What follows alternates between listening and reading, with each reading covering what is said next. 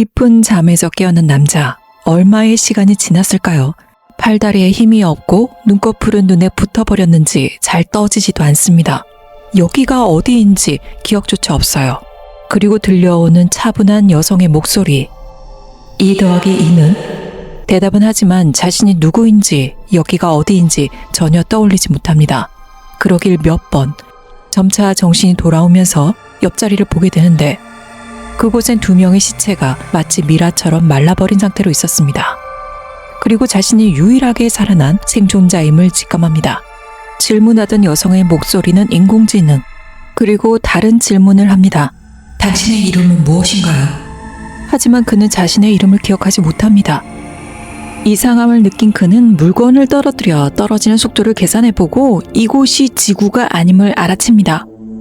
자신이 어디에 있는지 누구인지 알 수 없지만 시간이 지나며 조금씩 기억의 파편들이 떠오릅니다. 그는 원래 유명한 분자 생물학자였습니다. 하지만 그가 발표한 논문 때문에 미운 털이 박히게 되고 이후 중학교 아이들을 가르치며 과학 선생님으로 소박하게 살아가고 있었습니다. 아이들을 진심으로 사랑하던 평범한 사람이었죠. 그리고 매일 한 통을 받습니다. 바로 성운의 적외선과 관련된 연구를 하는 페트로바 박사로부터요. 페트로바는 적외선 관찰 장치로 태양에서 금성까지 이르는 선과 같은 흔적을 발견했고 그 선을 이루는 미세한 입자들이 빛을 낸다는 것을 알아냈습니다. 하지만 원인을 알 수 없기에 여러 과학자들에게 메일을 보내 의견을 구하고 있었죠. 이후 그 곡선은 페트로바 선이라고 불리게 됩니다. 하지만 진짜 문제는 그 미세 입자들이 태양의 빛을 흡수하고 있다는 것. 이런 식으로 계속 진행된다면 태양은 죽어갈 테고 그 영향은 고스란히 지구에 미치게 됩니다. 즉 지구의 온도는 급감하게 되고 빙하기에 이를 수도 있다는 사실. 인류의 생존이 달려있는 문제가 되어버렸습니다. 1년 뒤 지구에서는 페트로바 선을 조사하기 위해 아크라이트라는 무인 우주선을 만들어 금성으로 보냅니다. 3개월 후 금성에 도착한 아크라이트는 금성에 닿아 있는 페트로바 선의 사진들을 찍어 그 데이터를 지구로 송출합니다. 보내온 사진들에서 발견되는 입자들. 그런데 이 입자들이 살아 움직이고 있었어요. 우주에서 생존하는 생명체의 발견. 다시 3개월 후 아크라이트는 우주에서 발견된 미세 입자들의 샘플을 가지고 지구로 돌아왔습니다. 그레이스 박사는 여느 때와 다름없이 아이들을 가르친 후 학교에서 하루를 마감하고 있었어요. 그때 에바 스트라트라는 여자가 그레이스를 찾아옵니다. 그녀는 페트로바 대책위원회의 책임자였죠. 스트라트는 그레이스가 교사 재직 전에 학계에 몸담은 미생물 학자였다는 것도 알고 있었고 불명예스럽게 학계에서 퇴출당한 사건도 알고 있었습니다. 스트라트가 그레이스를 찾아온 이유, 생명체에는 물이 불필요할 수도 있다는 그의 이론이 이번 우주에서 발견된 미생물을 통해서 증명되었기 때문이죠. 그래서 그녀는 태양이 식어가는 원인인 페트로바 선에서 채취한 샘플을 보여주며 이 미생물을 연구할 책임자로 그레이스를 지목한 겁니다. 이동하면서 빛을 내는 이 미생물에게 그레이스는 아스트로파지라는 이름을 붙여줍니다. 아스트로는 별을 의미하고요. 파지는 박테리오파지에서 따온 말입니다. 즉 별을 먹는 바이러스라는 의미이죠. 아스트로파지의 주변 온도는 96도가 넘습니다. 높은 온도에서 살아있고 차가운 곳에서 혹은 뜨거운 곳에 있어도 항상 그 온도를 유지하고 있어요. 태양에서 나온 빛 에너지를 흡수해서 저장하는 이 생명체. 이 아스트로파지는 빛을 뿜어내며 그 반동으로 엄청난 속도로 이동을 하죠. 빛을 추진력으로 이용하는 건데 비교를 하자면 로켓이 발사될 때 불을 뿜어내며 솟아오르는 그런 원리로 이동을 하는 겁니다. 이들은 강해 보입니다. 하지만 그레이스가 나노 주사기로 찔렀을 때 아스트로파지는 죽어버리는데 검은색에서 투명하게 변하고 곧 그 성분이 물이라는 것을 알아냅니다. 그레이스가 주장했던 물이 없어도 진화할 수 있다는 이론이 완전히 틀려버린 거죠. 그렇다면 어떻게 우주에서 살아남고 움직이는 걸까요? 어쨌든 그레이스는 자신의 이론이 틀렸기 때문에 일단 실험에서 빠지게 되지만 학교에서 가르치는 아이들의 미래를 생각하면 여기서 그만둘 수가 없었습니다. 사랑하는 아이들의 미래를 위해서라도 아스트로파지에 대해서 반드시 밝혀내야 된다는 진심을 스트라트에게 전합니다. 결국 그녀는 아스트로파지 3개만을 남겨주며 실험을 계속할 수 있도록 허락해주죠. 그리고 나머지 170개의 샘플은 세계 각국의 과학자들에게 보내집니다. 그레이스의 실험은 계속되었습니다. 빛에 대한 반응은 알아냈고 이제 금성을 어떻게 찾아가는지, 왜 금성에 그렇게 몰려있는지 알아내야 하죠. 금성의 공기 중에 가장 많은 양을 차지하는 것은 이산화탄소입니다. 지구에도 이산화탄소가 있지만 금성이 훨씬 많아요. 그레이스는 아스트로파지가 이산화탄소에 끌린다는 사실을 실험을 통해 확정을 짓습니다. 그러니까 아스트로파지는 태양에서 빛을 흡수해서 주변을 둘러봅니다. 그리고 멀리서 금성에서 내뿜는 이산화탄소의 분광 신호, 일종의 빛의 지문이라고 해요. 그 신호를 뿜어내는 행성을 발견합니다. 그게 바로 금성이었던 거죠. 신호를 잡자마자 GPS를 찍고 가듯 금성으로 미친 듯이 날아가는 겁니다. 그리고 이동하면서 빛을 내뿜으며 적외선 흔적을 남겨놓는데 이것이 선처럼 보이는 거죠. 아스트로파지는 금성에서 번식을 하고 다시 태양으로 가서 빛을 흡수한다는 것까지 알아냅니다. 이렇게 아스트로파지가 번식하는 방법을 알아낸 그레이스. 그 사실을 스트라틀에게 알리자 그녀는 그를 바다 한가운데 항공모함 아스트로파지 연구기지로 불러들입니다. 그곳에는 각국의 연구자들이 한데 모여있고 아스트로파지 번식에 대한 토론을 하면서 그들이 8일 만에 한 번씩 2배가 된다는 것까지 알아냅니다. 그리고 스트라트는 또 하나의 사실을 말해주는데 빛을 잃어가는 건 지구의 태양뿐이 아니라는 사실. 아스트로파지는 이곳저곳을 다니며 빛을 흡수하고 다니는데 유일하게 감염되지 않은 별을 발견합니다. 바로 타우세티. 여기에 해답이 있음을 짐작하는 사람들. 그곳으로 가기로 결정합니다. 하지만 그 거리는 12광년. 참고로 1광년은 9조 4천억 킬로미터라고 해요. 그곳까지 가기엔 무리였죠. 광속에 가깝게 가기 위해선 일단 우주선은 가벼워야 하지만 그곳까지 가기엔 엄청난 양의 연료가 필요한데 그 연료를 싣고 가면 우주선이 무거워지기 때문에 또 불가능해집니다. 그런데 연구팀은 아스트로파지의 에너지를 쓴다면 가능하다는 것을 알아내죠. 작은 점 하나에 핵폭탄 수백 개에 달하는 에너지를 담은 이 미생물은 거대한 우주선을 가속하는 완벽한 연료이자 우주 최강의 엔진이었던 셈입니다. 그러니까 아스트로파지가 이산화탄소에 강하게 반응하는 성질을 이용해서 우주선 위에서 이산화탄소의 특정 파장을 보여주면서 아스트로파지를 유인하는 거죠. 유인된 아스트로파지가 빛을 뿜어내며 그곳으로 가려고 가속을 하게 되고 그 반동으로 추진력을 얻게 되는 방식을 이용한 겁니다. 이제 12억 광년 떨어진 타우세티로 가는 우주인을 뽑아야 합니다. 일단 타우세티까지 가는데 13년이 걸리고 오는 데에 13년이 걸리는 긴 여행. 가는 동안 우주 비행사를 혼수 상태에 빠뜨리는 작업을 해야 합니다. 그렇기 때문에 혼수 저항력이 있는 사람을 뽑아야 해요. 그리고 문제는 연료를 만들 시간이 부족해서 오직 편도만 가능한 상황. 일종의 자살 특공대인 거죠. 게다가 도착해서 버틸 수 있는 연료는 겨우 40일. 그 안에 아스트로파지를 없앨 방법을 찾아내야 합니다. 타우세트에서 해결책을 찾으면 그 샘플과 연구 데이터를 무인 탐사선에 실어 보내야 하는 것까지 이들의 임무이죠. 발사까지 9일이 남은 상황, 폭발 사고가 발생합니다. 아스트로파지를 완전히 제어할 수 있다고 생각한 상태에서 다른 실험을 진행 중 아스트로파지의 에너지가 방출되어 버리고 그건 거대한 폭발로 이어지죠. 그 사고로 죽은 과학자들과 요원들, 안타까운 사고지만 슬퍼할 사이도 없이 이들을 대체해서 우주선에 탑승할 과학 요원을 찾아야 합니다. 그중 혼수 저항력이 있는 사람으로요. 스트라트는 그 적임자로 그레이스 박사를 지명합니다. 거세게 저항하는 그레이스. 하지만 스트라트는 그레이스에게 선택의 여지를 주지 않습니다. 그렇게 그레이스 박사는 동료 2명과 함께 강제로 우주로 향하게 됩니다. 헤일 메리오가 타우세티로 가는 사이 지구도 살아남을 방법을 찾아야만 했습니다. 타우세티까지 왕복으로 26년이 걸리는 긴 여행, 그 사이 태양이 버틸 수 있는 시간은 얼마 되지 않습니다. 태양빛이 줄어들면 지구는 차가워지고 사람들은 죽겠죠. 그렇기 때문에 인위적으로 지구온난화를 가속시키기로 합니다.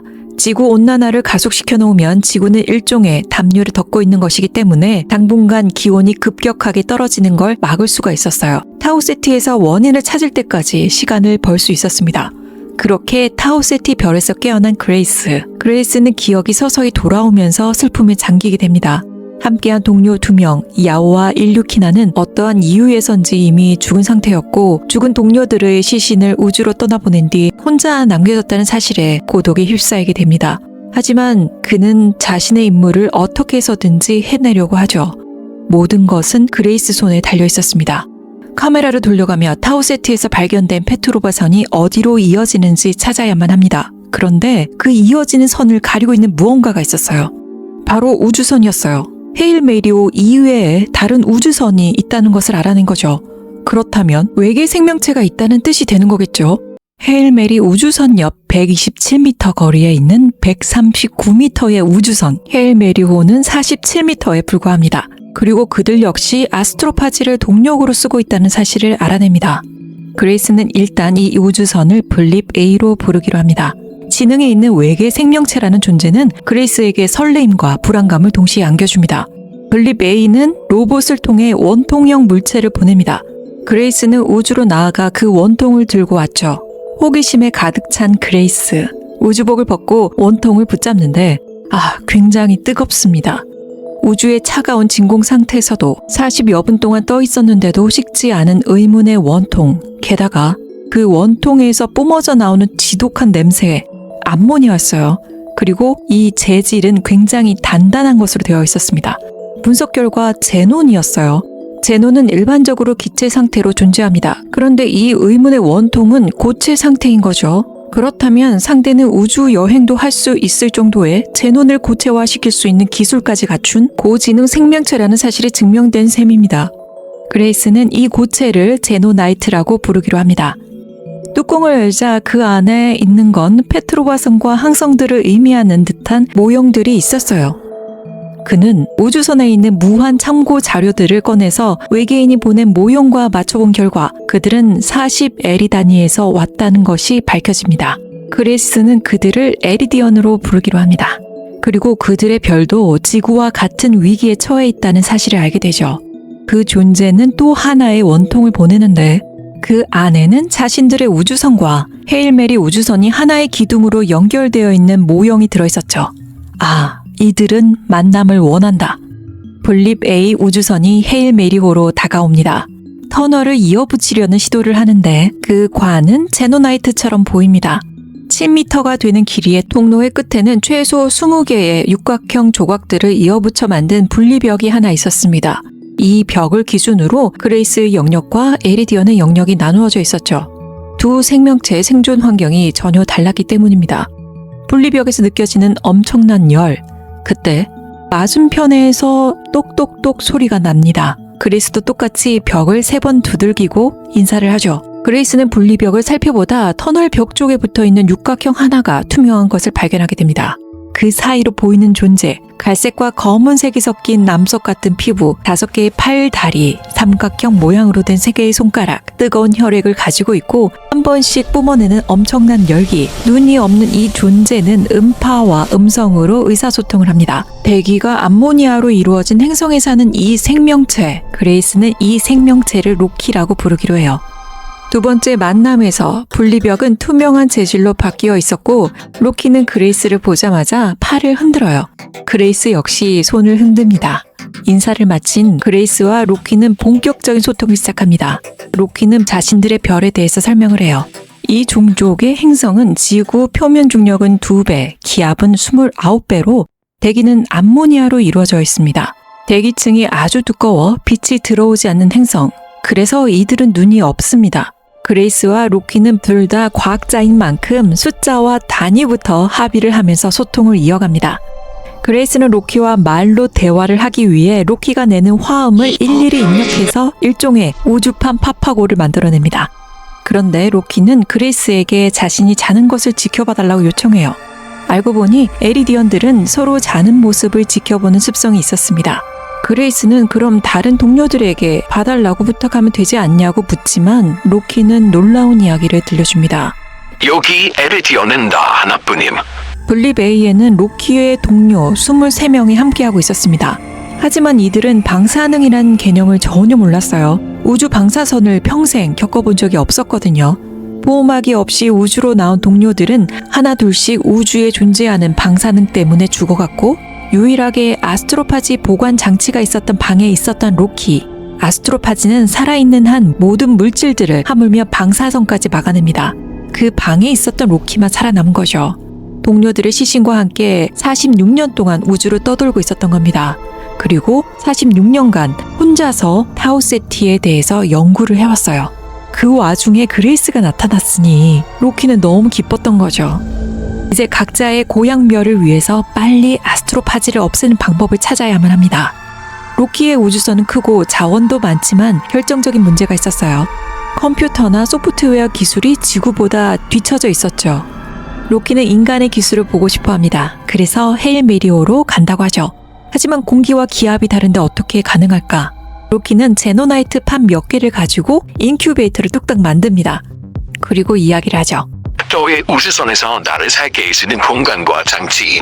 그렇게 헤일 메리오에 들어와 실험실을 보게 된 로키는 너무나 기뻐합니다. 혼자 살아남았다는 사실에 고독했던 그레이스는 이제 괴상한 룸메이트와 함께 연구를 시작합니다. 그레이스는 서두릅니다. 로키가 사는 별은 대기가 굉장히 두껍기 때문에 태양의 빛이 사라진다 해도 빨리 차가워지지 않지만 지구의 대기는 그렇게 두껍지 않기 때문에 19년 뒤면 인간들은 멸종하게 되죠.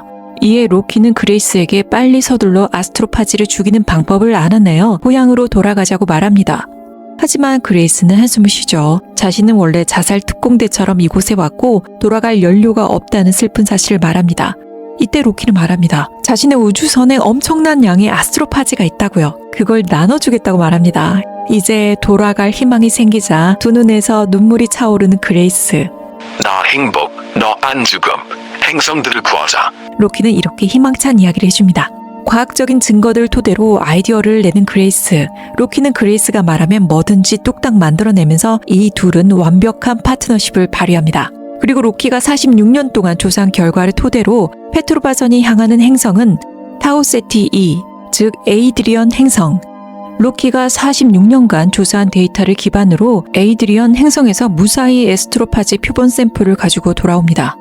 샘플을 살펴보던 그레이스는 놀라움을 금하지 못합니다. 그 샘플에는 아스트로파지만 있는 것이 아니었어요. 그곳에는 다른 생명체들도 존재했습니다. 그러니까 금성에서 발견되었을 때처럼 단독이 아니라 여러 생명체가 함께한다는 건 이들이 이산화탄소를 독점하지 못하고 어떤 존재에 의해서 개체수가 조절되고 있다는 사실. 이것은 바로 생태계의 균형이죠. 그렇다면 포식자가 존재한다는 이야기입니다. 하지만 가져온 샘플에는 포식자가 없었어요. 그래서 다시 샘플을 채취하러 떠납니다. 위험한 모험이었지만 로키가 제공한 도구를 이용해서 표본을 확보하고 돌아가는 순간 위기가 닥칩니다. 행성의 대기에서 일어난 역류 때문에 우주선이 뜨거워졌고 선체 일부가 녹아버린 거죠. 그리고 연료 탱크가 파손되면서 연료로 쓰이는 아스트로파지가 행성 대기로 빠져나갔는데 그 행성에 존재하는 이산화탄소 때문에 아스트로파지가 미친 듯이 날뛰기 시작합니다. 그들이 행성의 대기로 이동하면서 내뿜는 에너지 때문에 우주선은 떠밀려 가게 되고 팽이처럼 뱅뱅뱅 돌기 시작해요. 가속이 붙으면서 조종석이 망가지고 안전띠가 그레이스를 압박하여 숨을 쉴 수가 없게 됩니다. 곧 죽는가 싶었는데 어디선가 암모니아 냄새가 코를 찌릅니다. 바로 로키였어요. 그레이스를 구하기 위해 자신의 구역에서 나온 거죠. 그렇게 그레이스를 구하고 로키는 죽어갑니다. 우주선을 바로잡은 그레이스는 죽어가는 로키를 들쳐맵니다. 뜨겁고 무거운 로키를 그의 구역으로 데려가 재빨리 던져놓고 돌아오는 그레이스. 그 과정에서 그레이스는 역시 심한 상처를 입게 됩니다. 죽을 고비를 넘긴 이 두 생명체, 이 고난과 역경을 함께 겪어낸 로키와 그레이스는 단순한 협력자를 넘어서 이제는 찐친이 됩니다. 가져온 표본을 살펴보는 그레이스, 아스트로파지의 천적 미생물 타우메바를 발견하게 됩니다. 아, 이제 살았다 싶었는데 또 하나의 문제가 발생해요. 아스트로파지의 천적 타우메바는 지구와 에리드 대기 성분인 질소에 노출되면 죽어버리는 문제가 있었어요. 그래서 그들은 타우메바를 질소에도 잘 견딜 수 있도록 수십 차례 시도 끝에 개량시켜버립니다. 결국 해내고야만 그레이스와 로키, 이제 각자의 별로 이 타우메바를 가지고 갈 일만 남았어요. 배양통에 타우메바들을 담고 로키와 그레이스는 마지막 인사를 나눕니다. 안녕 친구 로키, 안녕 친구 그레이스. 한 달여 지났을까요? 그레이스는 로키를 그리워합니다. 이제 다시 코마 상태에 들어가기 위해서 준비를 하는 그레이스. 헤일 메리호에 이상이 생길 경우를 대비해 타우메바 배양기를 모인 우주선에 설치하고 아스트로파지를 연료통에 채워넣기 위해 보관통을 여는데 그곳에서 역한 냄새가 퍼져나옵니다. 이건 죽어서 썩어가는 아스트로파지 냄새였어요. 타우메바에게 먹힌 거죠. 너무 똑똑하게 개량한 탓일까요? 타우메바가 제노나이트의 미세한 틈을 통과하는 능력을 갖게 되었고 빠져나온 타우메바가 아스트로파지를 먹어치우고 있었던 거죠. 그런데 문득 스치는 생각.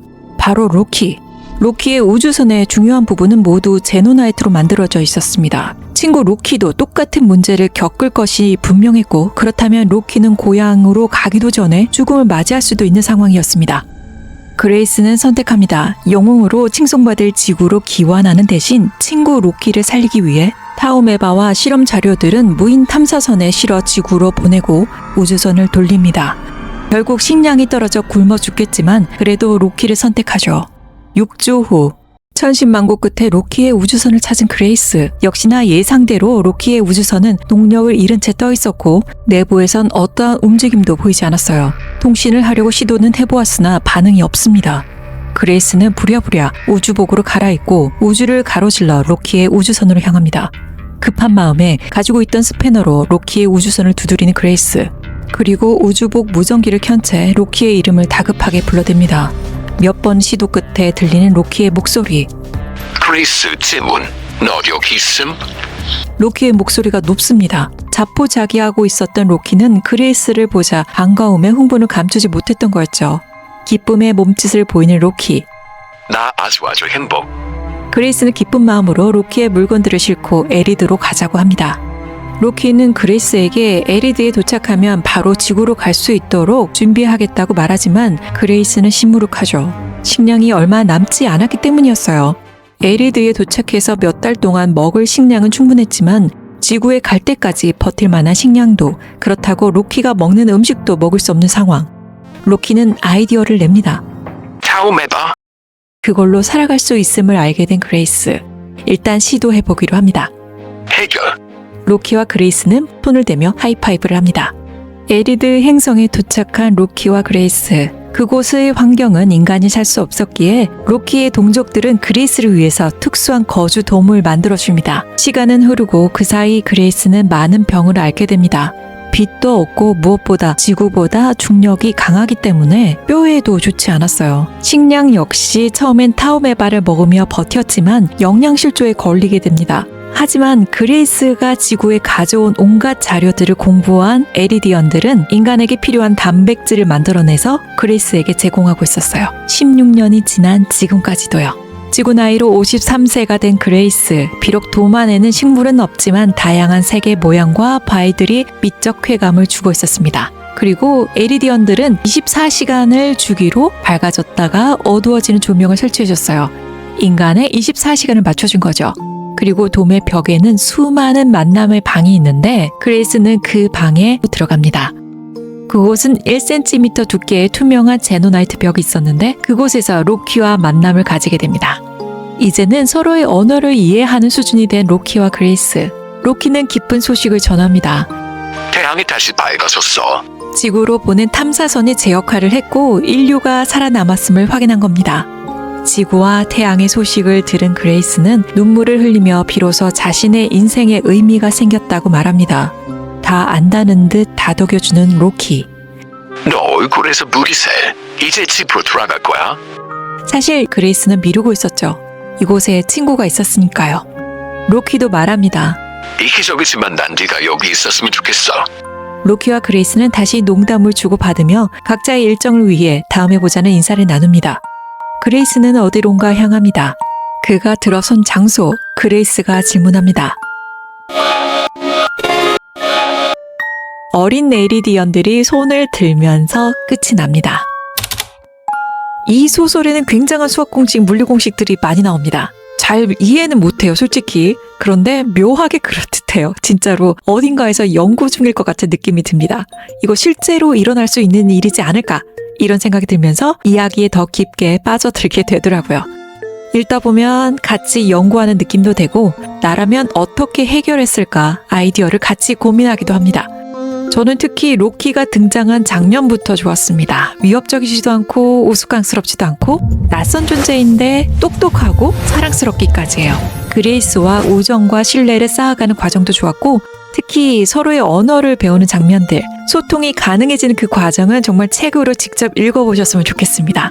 특히 좋았던 건 서로를 이해하려는 태도, 작은 성공에도 진심으로 기뻐하는 모습들, 이런 잘자란 감정들이 막 쌓이고요. 마지막에 로키가 그레이스를 구하는 장면, 그리고 그레이스가 마지막으로 선택하는 이 행동들은 의무나 영웅심이 아니라 관계에서 비롯된 선택이었죠. 그래서 더 깊게 감동으로 다가왔던 것 같습니다.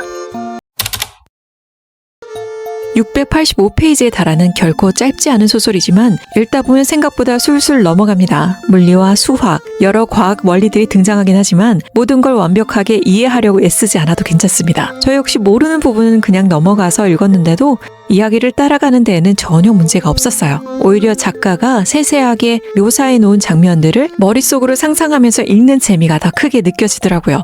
특히 그레이스와 로키가 서로를 이해하고 천천히 신뢰를 쌓아가는 과정은 이 소설을 끝까지 읽게 만드는 가장 큰 힘이었습니다.